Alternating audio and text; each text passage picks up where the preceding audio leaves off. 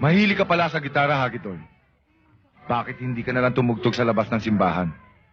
Para limusan ka. Pero, ako ang buhay na mano.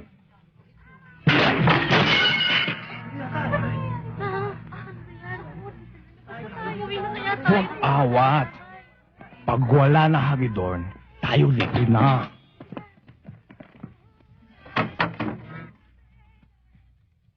Ngayon, Hagidorn, huwag ka nang manghimasok dito sa Nara. Para hindi mapabilis ang biyahe mo sa sementeryo. Nagkakamali ka ng dinuduro mo. Una, deputy agent ako ng customs. Pangalawa, baka kainin mong sinasabi mo. At pangatlo, Kapag hindi ka umalis dito, bubunutan kita ng baril. Papatayin kita sa kinauupuan mo. At pangapat, siguro hindi mo lang mas mabilis ang pagbunot mo ng baril kaysa sa bilis ng bunganga mo.